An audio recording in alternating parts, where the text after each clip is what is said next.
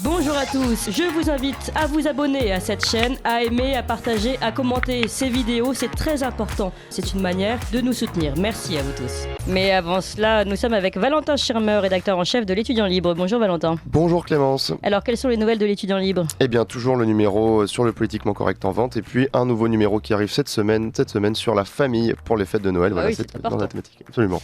Eh bien, on se tourne tous les deux, Valentin. Vous aussi, vous avez lu l'article de François qui est sorti ce matin à 6h30 et on en parle tout de suite avec Xavier Zalbert. Il y a une place pour nos idées. Vue de haut. Bonjour Xavier Zalbert. Bonjour Clémence. Et merci d'être avec nous ce matin. Vous êtes rédacteur en chef de François qui fait trembler les fact-checkers. Alors, je rappelle un petit peu l'histoire. Alors d'abord, ce que nous avons vu en vitrine, on va dire. Le 23 novembre, Idriss Aberkane publiait sur sa chaîne YouTube son entretien avec Malika Daoust. Malika Daoust, la femme d'Antoine Daoust, qui est fondateur de ce site, Fact and Furious.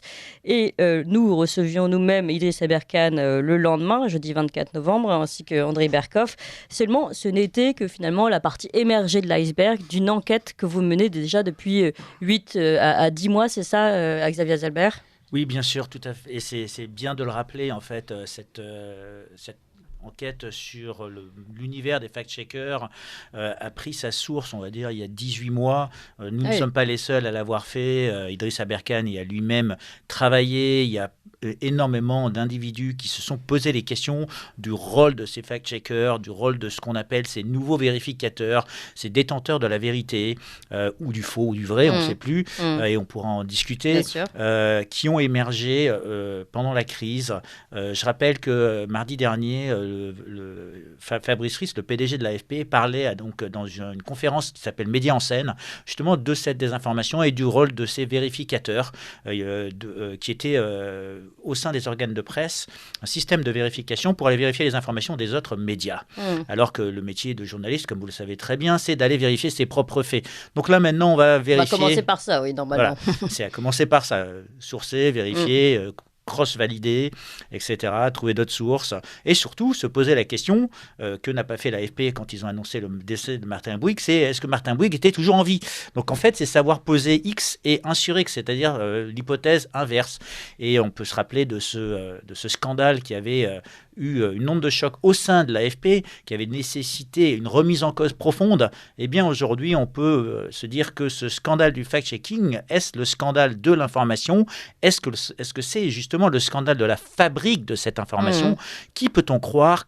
Parce qu'en fin de compte, l'auditeur, le lecteur, aujourd'hui, il est confus. Alors, on va revenir sur toutes les informations parce que vous avez fait des grandes révélations. Donc, je le disais, Idriss Aberkane est passé chez nous le 24 novembre. Le 25, vous annoncez sur Twitter, Xavier Zalbert, que vous avez finalement toutes les données de l'ordinateur de Malika Daoust, donc 271 000 fichiers, si je ne me trompe pas, que vous êtes en train de les lire depuis d'ailleurs un petit moment, que vous êtes en train de les exhumer. Et puis, alors que se passe-t-il ? Le 26 novembre, le lendemain, Fact and Furious, donc le premier site qui a été ciblé, en tout cas dans ses interviews et dans ses révélations, Fact and Furious ferme. Le site Tout à fait. ferme. Il ferme. Alors, avant, peut-être, j'aimerais faire juste une minute de retour en arrière sur ce qui s'est passé au cours de ces 18 mois et ce qu'on a exhumé. La première des enquêtes qu'on a menées, c'était sur la harcélosphère, qui a ciblé un individu et une institution, Didier Raoult, pour ne pas le nommer, et l'Institut de Marseille et son institut, et qui a ciblé de manière constante, de manière permanente et de manière organisée cet institut. Alors là, tout le monde peut se poser la question, comment se fait-il qu'un petit groupe d'individus, de tweetos, d'individus, professeurs de mathématiques à droite, un blogueur de l'autre côté, quelqu'un qui est à l'autre bout de la planète en Australie, des professeurs de médecine comme Karine Lacombe, qui se regroupent pour cibler le professeur Raoult, le harceler. Ici, qu'est-ce qu'on voit ? On voit le regroupement d'individus qui étaient donc sur les réseaux sociaux avec des professeurs de médecine. Ça, c'est ce qu'on a vu dans cette partie de l'enquête qu'on a complété avec... Je me rappelle, vous aviez publié des schémas, etc. Avec une trentaine de personnes qui se regroupent donc entre des individus citoyens d'un côté et des professeurs de médecine. On sait aussi que de l'autre côté, nous avions des professeurs de médecine, des docteurs qui s'étaient regroupés avec les fact-checkers. Et donc, cette deuxième partie de l'enquête s'est posée sur quel est le rôle des fact-checkers et comment se fait-il que ces deux sphères interagissaient. Donc, d'un côté, la harcélosphère, de l'autre, la facosphère. Je vais vous arrêter tout de suite sur cette question parce que dit comme ça, on peut se dire, certes, ils se regroupent, ils travaillent ensemble. Est-ce qu'on peut appeler ça un complot ou une commande? Pas forcément, parce qu'on peut se dire qu'ils se retrouvent sur un même point de vue idéologique. Finalement, pour le moment, il n'y a pas forcément... Se regrouper, il n'y a aucun aucun problème de se regrouper. C'est d'ailleurs même louable. C'est louable dans une association. C'est ce que permettent les réseaux sociaux. C'est ce que permettent les réseaux sociaux. Oui. La problématique, c'est quand ces réseaux instrumentalisent et utilisent des agréments tels que la CPPAP. La CPPAP, c'est un agrément qui est délivré par le ministère de la Culture, comme nous avons, qui certifie des organes de presse. Et ce qu'on fait, c'est ça le début de ce qu'on appelle la rentrée dans le monde de l'information. Ça délivre un certificat qui légitime votre action. Et Fact and Furious, mais il y en a plein d'autres qui ont ça. Conspiracy Watch a aussi un CPPAP. Il y a énormément d'institutions comme Citizen for Science qui a récupéré une CPPAP, qui est une association qui a défendu et qui est allée à l'encontre des positions de l'IHU Méditerranée. Donc dès lors qu'on a cet agrément du ministère de la Culture, alors cet agrément, ils l'ont obtenu et on va faire confiance aux institutions pour dire qu'ils ont fait leur vérification. On pourra se poser la question de savoir si on peut faire confiance. Mais en tout cas, a priori, ces institutions devaient remplir les conditions, c'était d'avoir un journaliste professionnel, c'est un journaliste professionnel, c'est bien écrit, et avoir publié quelque chose qui soit d'intérêt général. Alors la question, c'est ces organismes ciblent-ils de manière spécifique et c'est ce que Malika Daous nous a dit, c'est que cet organe, Fact and Furious, était là pour cibler 4 personnes. Elle n'était pas là pour faire de l'information. Donc dès lors qu'on instrumentalise une CPPAP pour faire du ciblage, ce n'est plus de l'information, c'est de la propagande. C'est de la propagande, c'est même un délit en bande organisée. Parce que ici, le travail du journaliste, c'est justement dans le devoir de la chaire de Munich, c'est d'éviter de faire toute forme de propagande et d'éviter de faire toute forme de manipulation.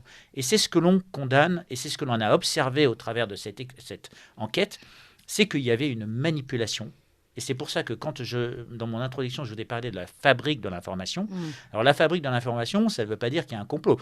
Une information, ça se fabrique. C'est comme un procédé de fabrication. Dans le mot fabrication, il n'y a pas le mot complot. Il y a quelque chose qui est organisé, donc on prend une info à la base, on la source, on la vérifie, on la valide. C'est ça la fabrique de l'information. Le problème, c'est quand cette fabrique de l'information entraîne des biais, entraîne des dérives. Idriss Aberkan, l'autre jour, a parlé de Spanghero, de blanchiment de fausses informations. Il a parlé de l'affaire Spanghero, où on a vu de la viande de cheval qui s'est retrouvée dans des lasagnes. C'est donc la fabrique de ce produit s'est retrouvée biaisée et n'était pas conforme aux attentes non seulement réglementaires, mais des consommateurs. Qu'est-ce qu'a fait cette entreprise quand il y a eu une crise de confiance? Eh bien, cette entreprise, elle a retiré de suite produits. Je pourrais vous donner d'autres exemples. Elle n'a pas fermé. Elle n'a pas fermé, mais elle a retiré ses produits. C'est le moindre mal, c'est le strict minimum pour éviter la fermeture. Je pourrais prendre un autre exemple. Quand le Boeing 737 a des problèmes avec un logiciel interne, sans rentrer dans le détail, qu'est-ce qui se passe? Il y a 2 crashs. Pour éviter la perte de confiance dans l'entreprise, on a mis au sol tous ces avions. Donc, c'est-à-dire que les entreprises commerciales, dès lors qu'elles se rendent compte qu'elles ont un risque de perte de confiance, eh bien, elles prennent les mesures, elles prennent les décisions adéquates. Volkswagen, le scandale Volkswagen, mais je pourrais aussi mentionner une société aérienne qui, quand elle a un accident, quand elle a un crash, ce qu'elle fait, c'est elle sait qu'elle a un risque de perte de confiance.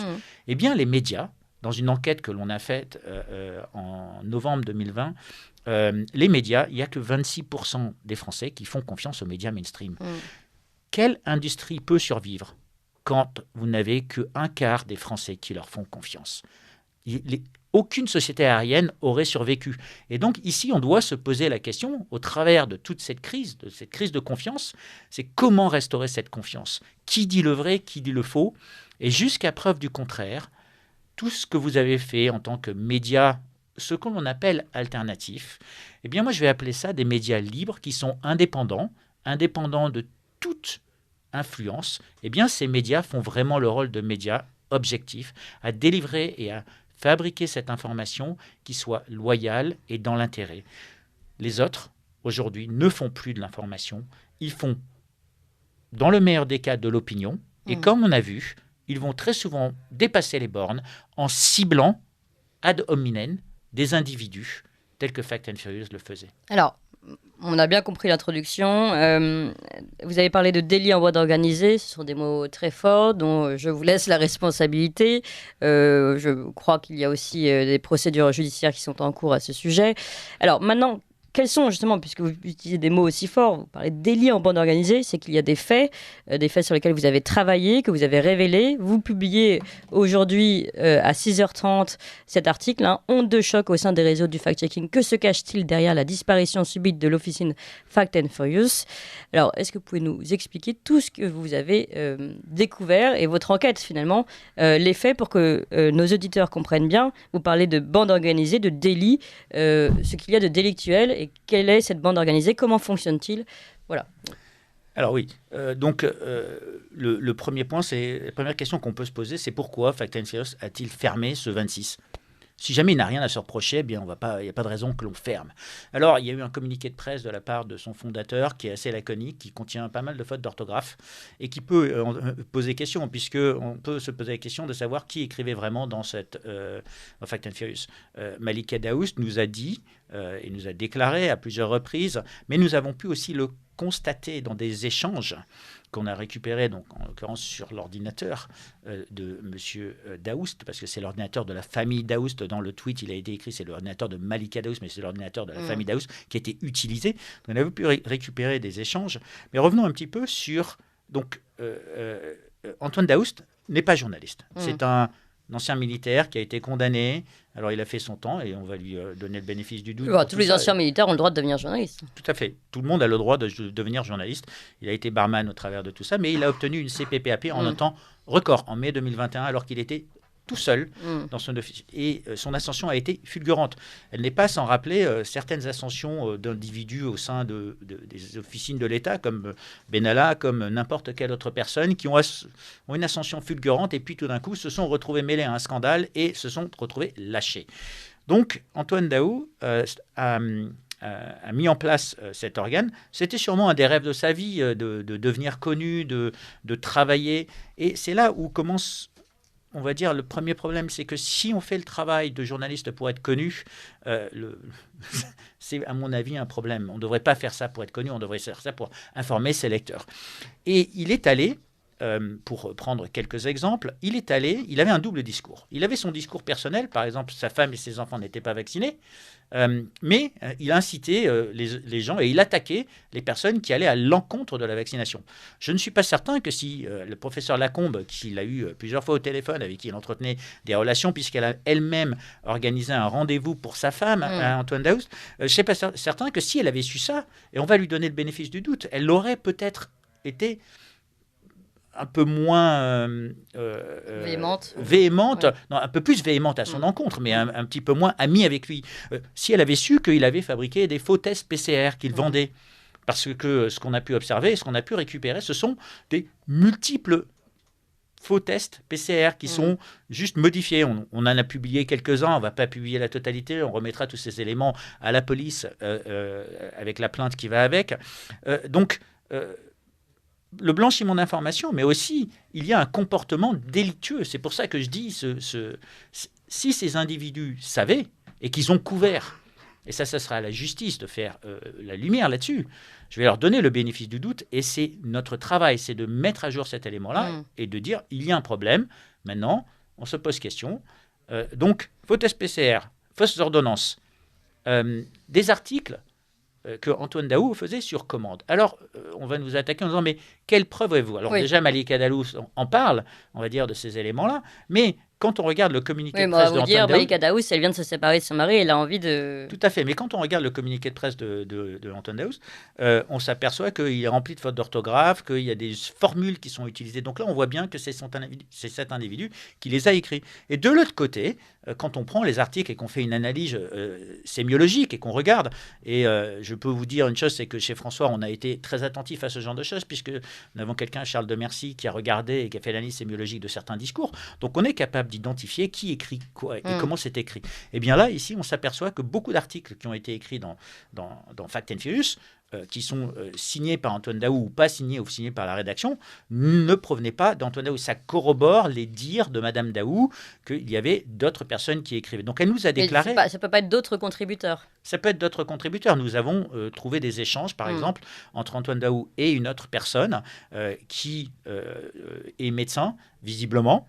Et cette personne ne veut pas signer son article. Et Antoine Daoust lui dit, Madame, il n'y a pas de problème pour ne pas signer ça. Ce n'est pas honnête, mais ils ne seront les deux seuls à le savoir. Voilà ce qu'on a trouvé.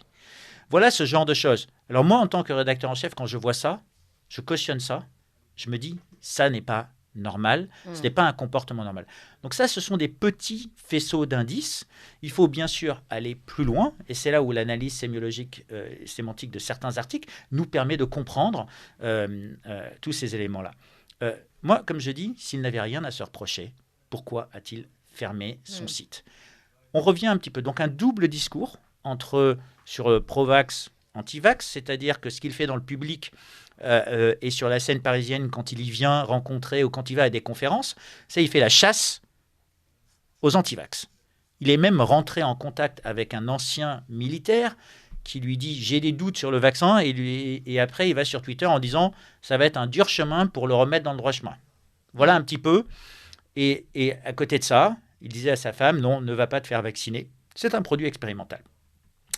Je trouve que faire une dichotomie comme ça dans son esprit, entre sa parole publique et sa parole privée sur quelque chose qui est aussi fondamental, pose problème. La question qu'il y a, c'est est-ce que tous les gens qui gravitaient dans sa sphère, donc ici on va nommer les individus, qu'est-ce qu'on a fait ? On a récupéré des journaux de son téléphone, et tout ça, je précise, on les a récupérés de la manière la plus légale possible, parce que bien sûr, on va nous attaquer en disant qu'on on est allé chercher. Et on a récupéré tout ça, et bien sûr, qu'est-ce qui se passe ? Nous avons des contacts avec Alexander Swammel, qui fait partie de la harcélosphère. Nous avons des contacts avec Florian Gouttière, qui est notoirement quelqu'un de Libération, qui s'est attaqué de manière constante à l'IHU, à l'hydroxychloroquine, à François et de multiples autres personnes, pour ne pas les mentionner, qui sont tous issus de cette mouvance qui veut aller à l'encontre et qui veut nuire à 4 ou 5 personnes, dont Idriss Aberkane, dont le professeur Perron, dont le professeur Raoult, dont moi-même. Et je ne fais pas ça, moi, pour faire un esprit de vengeance ou quoi que ce soit. Je n'ai pas du tout cet esprit. Je fais ça pour informer les gens en disant voilà ce qui s'y passe. L'autre élément qui pose question, c'est le rôle de l'AFP. Donc, j'ai parlé du ministère de la Culture et de la CPPAP. La CPPAP, donc, c'est cet agrément que Fact and Furious a obtenu très rapidement. Mais il y a un autre élément au travers de la CPPAP, c'est qu'Antoine Daoust, pour Fact and Furious, avait fait une demande d'aide, parce que ce que offre ce certificat, c'est la possibilité d'obtenir des aides du ministère de la Culture. Ce ministère de la Culture, ce même ministère de la Culture qui lui avait donné le CPPAP, puisque la CPPAP est une commission paritaire, donc on va dire dépendante, a refusé cette aide en disant qu'il n'avait pas assez d'expérience journalistique. Donc déjà, c'est une première question. C'est d'un côté, il y a le CPPAP qui donne l'agrément, et de l'autre, il dit, vous n'avez pas assez d'expérience pour obtenir des aides. Donc c'est au sein du ministère, ils ne sont pas d'accord eux-mêmes, et bien leur en a pris, puisqu'en fin de compte, ces aides auraient peut-être permis d'autres désinformations et à financer tout ça. À ce moment-là, Antoine Daoust, donc en fin 2021, il décide quasiment de fermer. Et c'est là, il a des problèmes financiers. C'est là où viennent, on va dire, ce qu'on peut appeler ses commanditaires. Et là, il a une multiplicité de nouveaux amis. Les Rudi Rastail, Tristan Manès France, toute une série de journalistes qui viennent. Et c'est un point, comme on le sait, quand quelqu'un est sensible financièrement et qu'il est acculé, c'est un moment où il peut être influencé, il peut être manipulé. Ce point-là marque le début de l'ascension de Fact and Furious. Quelques semaines plus tard, Donc il y a une cagnotte qui est ouverte, il récupère 15 000 euros ou 16 000 euros très vite. Alors ce qui est en soi pas une énorme somme d'argent pour faire tout ce travail. Donc se posera la question de quelles sont les autres sources de financement. Nous avons vu des SMS entre Antoine Daoust et sa famille, où il fait état de 50 000 euros que sa famille lui aurait versé au risque de l'assécher. Le SMS, il dit « Antoine, nous sommes asséchés financièrement à cause de toi ». Ça veut bien dire quelque chose quand on voit ce genre de SMS. Et donc, nous savons que vous avez une citation de quelqu'un qui est à la recherche de financement. Alors moi, qui suis entrepreneur, je peux tout à fait comprendre ça, parce que quand on va au bout de sa passion, quand on va au bout de son envie, eh bien, il y a des moments où il faut savoir se poser les questions. Et c'est ce moment-là où ils sont rentrés, c'est ce moment-là qui marque l'ascension de Fast and Furious. Et le financement n'est pas d'un média, n'est pas fait qu'au travers de cash. Donc on pourra se poser les questions de d'où viennent les autres sources de financement. Mais il y a un contrat prestigieux avec l'AFP et il peut y avoir de ce qu'on appelle de l'apport en industrie, de l'apport en nature. Donc tous ces individus lui fournissaient des articles qui étaient probablement pré-rédigés. Je dis le mot probablement parce que nous avons quelques preuves de certains de ces articles où on peut aller chercher dans les propriétés des articles et s'apercevoir qu'il y a des noms d'auteurs initiaux dans les fichiers qui ne sont pas issus de ces entreprises, de son entreprise. Mais ce que Malika Daoust confirme, en fait, ce qu'elle a déclaré, nous avons essayé de le confirmer, nous avons essayé de le faire aussi de manière indépendante. Parce que c'est le travail du journaliste. Alors je vous arrête un petit peu, Xavier Zellber. On va continuer donc cette historique et le point de bascule. On en est au point de bascule en fait où Fast and Furious devient, d'après ce que vous nous dites, l'objet plus ou moins, enfin en tout cas le complice de d'autres, de tout un réseau que vous avez cité. On va revenir évidemment là-dessus, mais on fait un rapide point sur les informations. Il est 9h sur Ligne Droite. Ligne droite. Très haut, il y a une place pour nos idées. Vue de haut. Il y a une place pour nos idées, oui, c'est vraiment là plus que jamais d'actualité. Nous sommes avec Xavier Zellber, rédacteur en chef de François, et Valentin Schirmer, rédacteur en chef de l'Étudiant Libre. Nous parlons donc de cette enquête de plusieurs dizaines de mois, c'est 18 mois, c'est ça, Xavier Zellber, que vous avez mené notamment sur Fast and Furious et finalement sur tout son réseau de fact-checkers, puisque c'est comme ça qu'on les appelle. Et vous étiez en train de nous raconter un peu l'historique de Fast and Checker, le point de bascule au moment, le problème financier, où finalement il y a tout un nouveau réseau de personnes qui sont venues l'aider. Vous avez cité Tristan Mendes France, vous avez cité Rudi Reichstadt, et puis le rôle de l'AFP que vous commenciez à citer. Oui, le rôle de l'AFP est intéressant à plusieurs titres. C'est que très vite, après cette transformation en société anonyme, en SASU, en décembre 2021, eh bien, Fast and Furious signe un contrat prestigieux avec l'AFP comme étant un organe qui le légitime et qui lui donne tout le crédit en tant qu'organe de fact-checking, puisque l'AFP, bien sûr, annonce cela et met ça sur son site. Donc, quand on est une toute petite société, et pour moi, en tant qu'entrepreneur qui a cherché à avoir des contrats avec des grosses sociétés, c'est un point de bascule. Et c'est toute la recherche d'un entrepreneur, c'est d'avoir cette reconnaissance.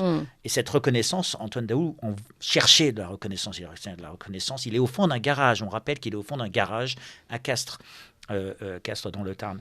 Et, oui, alors jusqu'à là, encore une fois, ça peut être une démarche légitime. Vous lancez votre média, vous voulez être reconnu. Bon. Elle est tout à fait louable. Mais comme on sait que cette personne a des soucis financiers et a une ambition de se faire reconnaître, ce sont des moments où on sait très bien que des prédateurs peuvent venir et vous aider et vous trouver ces nouveaux amis qui vous assistent, qui vous aident, que ce soit des députés LREM, parce qu'il y a un député LREM qui a essayé d'assister cette société. Alors jusqu'ici, tout fonctionne très bien. Tout fonctionne très bien pour Antoine Daoust, qui, jusqu'à sa signature de ce contrat avec l'AFP, mais il est aussi mentionné, Fast and Furious est aussi mentionné sur le site de Microsoft comme étant un site fiable d'information par les étudiants, site qui, on rappelle, a fermé. Il y en a 28, pas plus, dans tous les sites, je crois, 23 médias. 23 médias qui avaient signé aux côtés de noms prestigieux. Donc, ici, on regarde, on a une petite officine qui signe un contrat et qui est aux côtés de noms très prestigieux. Oui, comme 20 minutes, Euronews, exactement, France Arte, 24, BFM, France Arte. 24. Et puis là, c'est vrai qu'on voit le petit Fast and Furious. Alors, c'est génial, parce que c'est le petit poussé parmi les grands. Le problème, c'est que quand le petit poussé, il faut se poser la question de quel est ce petit poussé. Et si c'est un petit poussé qui va grandir, si c'est une jeune jeune pousse et une bonne pousse, eh bien, ça va aller dans le bon sens. Et c'est très bien. Et c'est ça la chance que l'entrepreneuriat peut donner. Ça peut donner à l'émergence de ce qu'on appelle ces champions, ces entreprises gazelles qui sont soutenues par la BPI, qui sont soutenues par le système. Et là, vous allez dire oui, mais...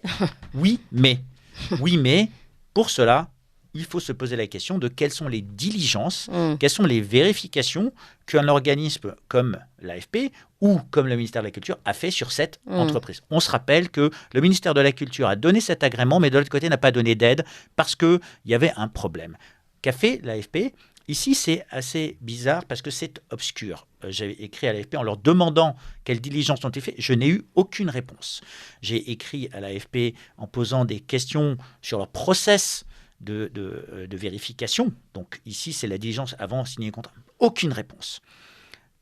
Par contre, ce qui se passe, c'est que l'AFP développe cette relation avec cet individu, donc une journaliste en particulier de l'AFP, Pauline Talagan, qui est rédactrice en chef donc du service de fact-checking, qui donc on peut dire une journaliste expérimentée, qui s'est occupée de toute une série dans le passé d'affaires de police. Elle est même citée sur le site de l'AFP pour s'être occupée d'une enquête interne, en fait, d'un audit interne pour améliorer la reconnaissance des femmes dans le monde du journalisme, et y compris dans une association pour trouver les mots justes qu'il faut utiliser dans le cas de violences faites aux femmes.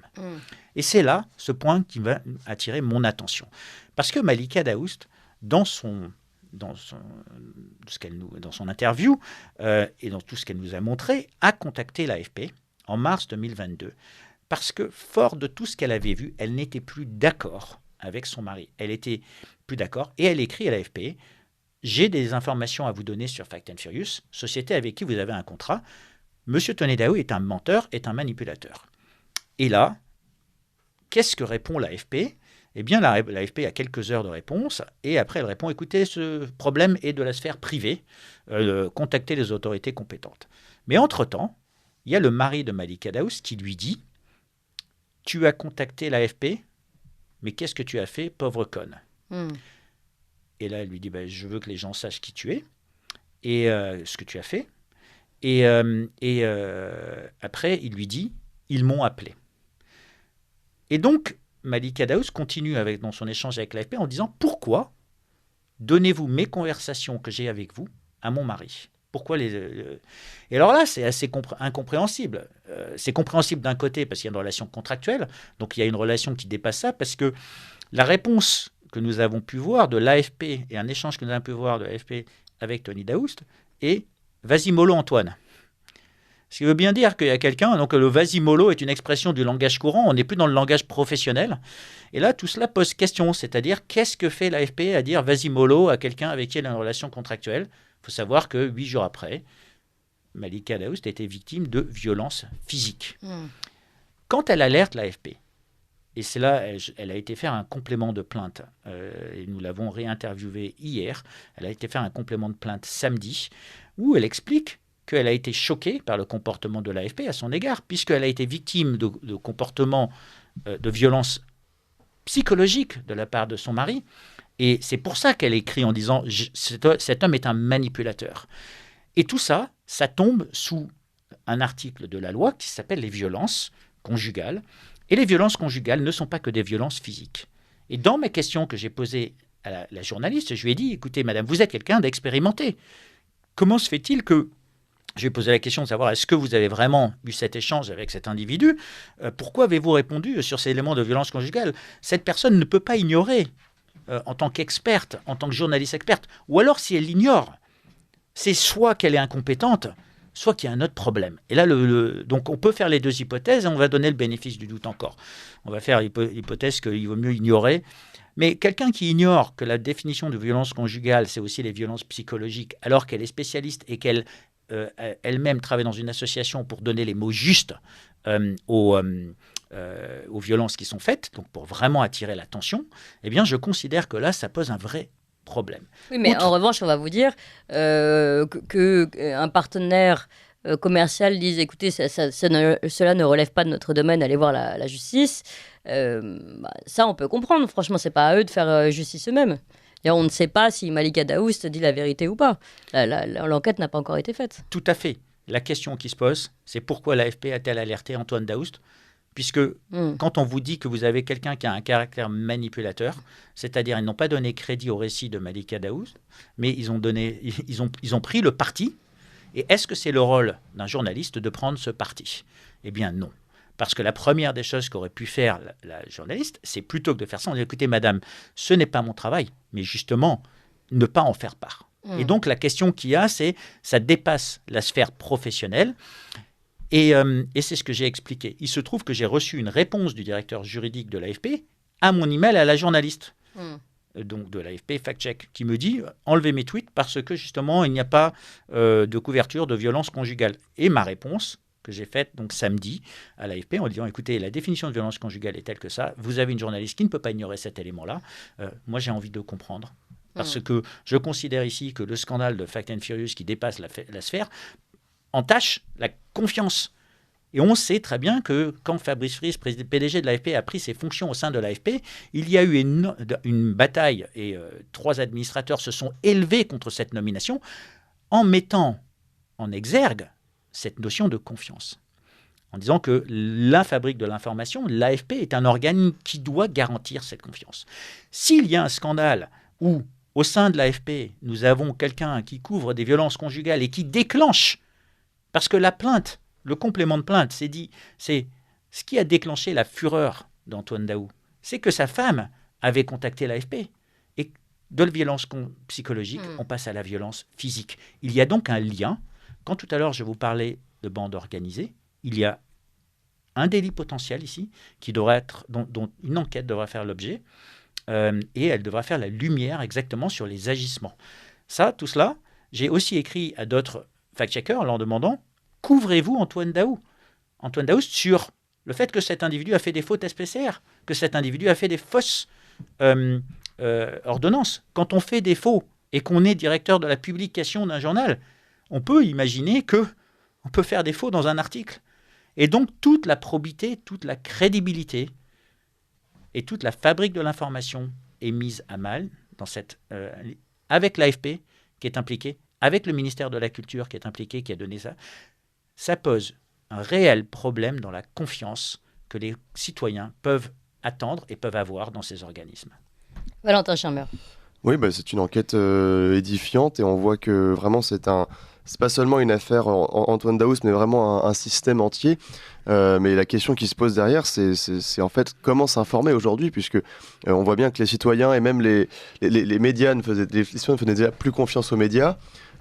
Aujourd'hui, on voit que même les organismes de fact-checking qui ont quand même eu un regain de popularité pendant la crise du Covid peuvent mener à ces dérives-là. Donc on ne sait même plus comment même s'informer et trouver une information légitime, puisque c'est la légitimité de l'information qui se pose là. Légitimité et loyauté, en respect de la charte de Munich, vous avez raison, on peut se poser cette question, mais on peut aussi utiliser son intelligence. Et moi je crois, et j'ai une grande croyance que les gens ont du discernement. Et ils se font confiance devant le danger. Quand on est en danger, d'être désinformé ou devant un danger, on a un instinct. On a un instinct de survie, c'est cet instinct de se réinformer, de trouver les bonnes informations. On y arrive. Donc il faut savoir toucher le fond. Il y a des sociétés qui ont touché le fond et qui ont remonté après des crises. Donc, les individus, il y a énormément de psychologues qui se sont penchés là-dessus, il y a énormément de journalistes qui se sont penchés là-dessus. Vous faites un travail d'information, vous faites un travail de réinformation. Alors, ce sont des mots qui ont émergé. Mais quand vous avez des organismes de fact-checking, pour reprendre en certains coups, comme l'organisme de France Télévisions, qui est du service public, avec un certain Julien Pain, qui fait une information qui s'appelle Vrai ou Fake. Eh bien, vrai ou Fake, vous avez ce journaliste qui va dans les médias et qui a pignon sur rue et qui dit si vous ne l'avez pas entendu dans un média mainstream, c'est que c'est probablement faux. Eh bien, j'ai envie de lui répondre à cet individu que j'ai essayé de contacter et qui, par là même, m'a bloqué sur les réseaux sociaux. Même qui a quand même fait plusieurs fautes d'informations, on va y venir. Et si on fait un débunkage de toutes ces informations, il s'est trompé quasiment sur tout. L'origine du virus, le remdesivir, il se trompe à chaque fois, mais il ne revient jamais dessus, bien sûr. Parce que le mécanisme du fact-checking, qui fait l'objet d'une de nos prochaines enquêtes pour mettre à jour comment ces officines fonctionnent, le mécanisme du fact-checking n'est pas pour produire de l'information. Elle est pour faire de la propagande. Elle est pour blanchir de la fausse information qui va se retrouver sur les réseaux sociaux et qui va alimenter d'autres rédactions. Et il suffit de regarder. Fact and Furious avait été repris dans de multiples médias, dans l'Express, dans Libération, donc il avait pignon sur rue. Donc dès lors que l'on a sur Wikipédia, comme on sait que Wikipédia est une source acceptée, dès lors que ces sources-là sont acceptées, eh bien vous avez un circuit complet. Ça s'appelle du blanchiment de fausses informations. Idriss Aberkan en a longuement parlé, on pourrait reparler de cet élément-là. Pour moi, ce n'est pas vraiment l'objet que de cette enquête, même si on va sur cet élément-là. Revenons un petit peu sur ces organes de fact-checking qui se sont trompés, qui ne sont pas des organes pour vérifier ce qui se passe dans les autres médias. Quand on fait un organe de vérification pour voir ce qui se passe ailleurs, ça s'appelle on va contrôler. Et quand on essaye de contrôler les autres, qu'est-ce qu'on fait? On exerce une forme de censure. Si cette censure est faite à bon escient, donc c'est-à-dire que non seulement on a la censure des réseaux sociaux, mais aussi on a la censure effectuée par les autres. Avec un organisme privé, rappelons-le. Organisme privé. Et donc, vous avez donc, des médias comme Vrai ou Fake, vous avez aussi des organismes comme Check News qui se sont trompés et de Libération, mais qui se trompent de manière fréquente et qui ne reviennent jamais dessus. Alors, quand ces organismes font de l'information à bon escient, c'est-à-dire qu'ils le font de manière loyale, eh bien, ici, il n'y a aucun problème. Donc, je ne remets pas en cause le concept de vérifier et de se faire cross-vérifier. Je trouve au contraire que c'est sain. En fait, c'est la notion de la confiance n'exclut pas le contrôle. Donc, se soumettre à un contrôle est tout à fait sain. Par contre, quand ce contrôle essaye de dire que ce que vous avez dit est vrai ou faux, alors que la seule chose que l'on pourrait dire, comme je l'ai déjà dit à votre antenne, c'est qu'ils pouvaient exprimer qu'ils ont une opinion divergente, donc, je ne suis pas d'accord. Rappelons une chose, c'est qu'en la crise de 2008, les agences de notation qui donnaient leur avis sur les produits financiers qui étaient vendus ont déclaré après coup que leurs avis n'étaient que des opinions. Ils n'engageaient que donc les opinions, on sait très bien, c'est totalement différent d'un fait puisque ça n'engage pas. Eh bien, aujourd'hui, quand on regarde ce qui s'est passé aux États-Unis, la FDA, le CDC, sur l'ivermectine, pas plus tard qu'il y a quelques jours, a déclaré que leur avis n'était qu'un avis. Oui. L'OMS, par exemple, on sait qu'elle a émis des avis sur l'usage de l'hydroxychloroquine, sur les confinements, et on sait que le Sénégal n'a pas suivi ces avis. Donc, on doit avoir cet esprit critique. Pour revenir à la question qui était comment va-t-on s'informer? Eh bien, moi, je dis il faut faire confiance à son instinct, il faut faire confiance aussi à son intelligence, essayer de discerner le vrai du faux, et quand vous entendez quelque chose, se poser la question de l'inverse. En l'occurrence, le biais de conformité, de conformisme, le biais normatif qui a eu lieu au sein de l'AFP quand ils ont annoncé la mort de Martin Bouygues, le journaliste ne s'est même pas posé la question, serait-il vivant? Eh bien, quand j'entends Julien Pain dire que quand on entend quelque chose, on n'entend pas quelque chose dans les médias mainstream, c'est probablement faux, eh bien, j'ai envie de lui dire, aujourd'hui, on peut aussi, le corollaire, c'est quand on entend quelque chose dans les médias mainstream, est-ce vrai? Et ce n'est pas que je remets en cause tout ce qui est écrit dans les médias mainstream, mais la vraie question, c'est de se poser la question, pourrait-il y avoir des raisons pour lesquelles ces organismes nous délivrent une information qui est biaisée? Il suffit de reprendre, par exemple, l'information sur les vaccins, la transmission, la contamination. On nous a rabâché les oreilles à heure de grande écoute avec de multiples messages marketing, et c'était pas vrai. En fait, c'était même pas vérifié. C'était même pas vérifié. Et donc, vous voyez bien que les médias mainstream peuvent se tromper. Alors, l'erreur est humaine, mais persévérer, c'est diabolique. Oui, et là, aujourd'hui, là, notamment sur la contamination, on a eu les aveux de Pfizer et aucun écho de ces aveux, pourtant au Parlement européen, donc c'est quand même une vraie tribune, aucun écho n'a été fait dans les médias mainstream, comme vous dites. Tout à fait, aucun écho n'a été fait. Alors, je pense que la conséquence de tout ce travail sur ces organismes et leur non-indépendance, le rôle biaisé, le rôle partisan, va mener à une enquête et doit mener à une enquête parlementaire sur la confiance que les gens peuvent avoir dans l'information.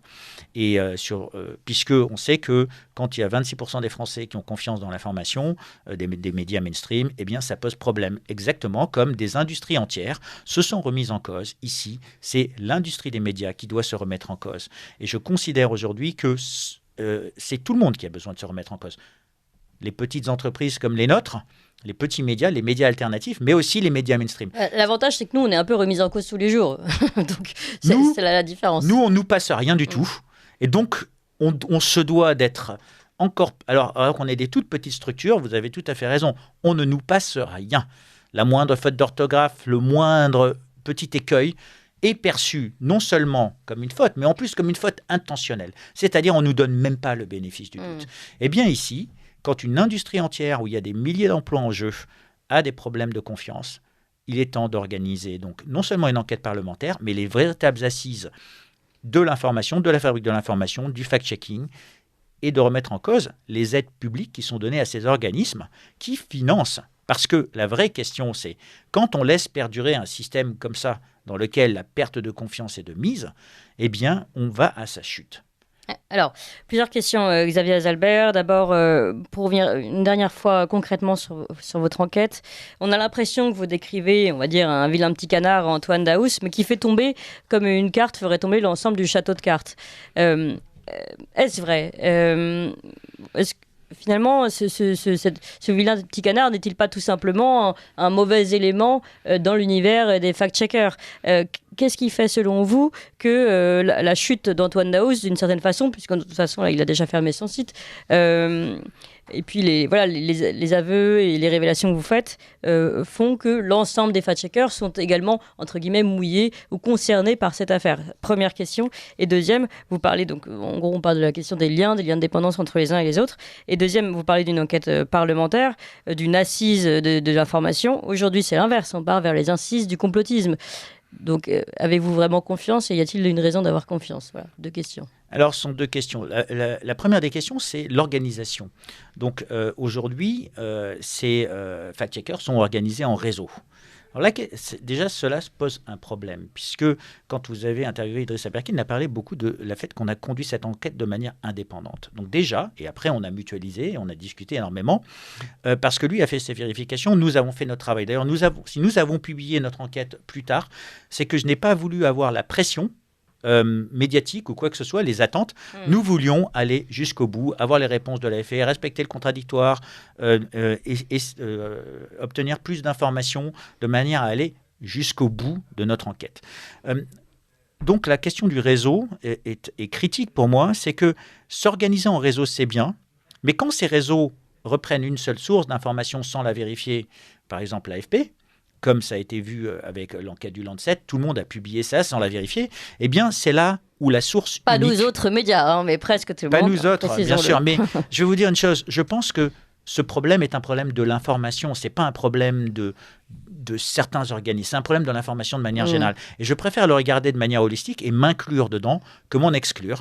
Parce que quand on est en train de s'inclure dans un problème, eh bien, on est capable de manufacturer des solutions. Je pense qu'on a des solutions, vous avez des solutions, nous avons des solutions, André Berkoff a des solutions, nous avons des solutions à proposer, nous avons des suggestions à faire. Et si ça doit s'appeler les assises du complotisme, eh bien, tant mieux. Parce qu'aujourd'hui, la question va se poser, c'est nous sommes tous les jours targués d'être complotistes. Est-ce que ce ne sont pas eux les complotistes? Il suffit de regarder l'article. Vous savez très bien comment ça sera orienté. Mais je sais très bien. Là, c'est la deuxième partie de la question, à savoir à qui peut-on faire confiance. Il suffit de regarder l'article de Conspiracy Watch de ce samedi sur tout. Ça s'appelle allumer un contre-feu. Alors, je vous le lis l'article, puisque vous en parlez. Quand la complosphère lance une campagne de dénigrement des fact-checkers, donc c'est signé, j'imagine, par Rudi Reichstadt. Un article non signé à la rédaction. Oui, la rédaction. C'est vrai que c'est non signé. Enfin, il l'a tweeté en tout cas, cet article. Ce que je rappelle, c'est que quand on signe un article François chez François, eh bien, on se fait attaquer en disant il n'y a pas de journaliste chez François. Là, on ne sait même pas qui a signé cet article. Et bien sûr, il est à charge. Oui, alors, il est à charge. Nous sommes visés, vous évidemment, puisque vous êtes au cœur du nucléaire. Tiens, je vais citer le passage qui nous concerne, puisqu'on va en profiter. Le vendredi 24 novembre, Idriss Aberkan a réitéré ses accusations dans Ligne droite, la matinale de la radio d'extrême droite. Radio Courtoisie au micro de Clémence Soudiakova. Malika Daoust est également présente, interrogée sur l'identité du chef de l'hypothétique réseau dont elle dénonce l'existence. Cette dernière est lue d'incriminant un certain Rudy. Voici l'échange. Clémence Soudiakova, vous ne savez pas qui dirigeait Malika Daoust? Non, je ne sais pas, mais il appelait souvent un certain Rudy. Ah oui, donc on peut penser à Rudi Reichstadt de Conspiracy Watch, et là Idriss Aberkan qui dit bah oui, c'est évident, on peut penser à Rudi Reichstadt. Voilà. Et puis, alors, selon eux, ce sont des insinuations qui sont mensongères en plus d'être ineptes. Ce n'est pas la première fois qu'Idriss Aberkane se livre à ce genre d'accusations de ce genre. Bon, voilà. Bon, en fait, il n'y a pas vraiment de... Ils n'ont pas réussi à casser, à dire que ce qui était dit était faux. C'est ça qui est intéressant, dans le fond. Voilà, ils disent que c'est inepte, que ce sont des accusations, mais n'empêche qu'il n'y a pas un moment où ils révèlent que ce qui est dit est faux. Tout à fait. En fait, ils n'en sont pas capables. Donc, en fait, ils allument des contre-feux en essayant d'écrire un article pour décrire en fait, ce qu'ils font eux-mêmes. Ça s'appelle les inversions accusatoires. Donc, ils mènent une campagne de dénigrement. Le blanchiment de fausses informations, c'est on prend une fausse information, on la légitime au travers d'un organisme comme Fact and Furious. Ça se retrouve dans Wikipédia et après, les autres médias utilisent cela. C'est ce qu'ils ont fait pour vous, c'est ce qu'ils ont fait pour moi, c'est ce qu'ils ont fait pour le professeur Raoult. Ici, qu'est-ce qui se passe ? C'est un média agrémenté avec un agrément CPPAP. Qui écrit quelque chose totalement à charge. Donc, qu'est-ce qu'on va faire ? Eh bien, on peut attaquer cela en diffamation, en dénigrement, puisque ils n'amènent aucun fait. Ça sera à eux de prouver ce qu'ils disent. Il faut quand même se rendre compte d'une chose. Ici, j'ai aucun doute que c'est peut-être la démarche qui devra être suivie. En tout cas, ça montre bien que l'onde de choc du problème Fact and Furious dépasse largement une petite société qui était dans un garage à Castres et que ça atteint les réseaux parisiens, ça atteint les réseaux des fact-checkers. Ça montre bien que ici, les réseaux de fact-checkers s'allient entre eux plutôt que se critiquent. Alors, il faut quand même se rappeler de certaines crises comme la crise Kerviel à la Société Générale. Est-ce que Antoine Daoust est le Kerviel de la Société Générale. À un moment, la Société Générale, elle a coupé les branches. Elle a dit, nous ne savions pas, il y avait quelqu'un qui faisait des fraudes. Ici, nous avons quelqu'un qui rappelle, fait des faux tests PCR, alors qu'il dit qu'il faut faire des tests PCR, fait des fausses ordonnances, écrit des articles qui ne sont pas signés de sa main, qui sont signés de sa main, mais qui sont faits par d'autres personnes, et avec lequel il n'a aucun problème avec la morale. La question de la moralité se pose ici. Et c'est la moralité dans le monde des affaires, cette moralité qui est tellement importante parce qu'elle est la base de la confiance. Et aujourd'hui, cette crise est une véritable crise de confiance dans l'information, dans l'esprit critique. Ça rend excessivement complexe le lecteur, l'auditeur, ça lui rend la chose complexe de se rendre compte exactement de ce qui se passe. Notre travail n'est pas forcément que de lui donner du prêt-à-penser, c'est aussi de lui amener les éléments pour qu'il se dise « voilà, il y a un véritable problème ». Donc, j'ai aucun souci avec le fait qu'on nous attaque, parce que je m'attendais à de telles attaques.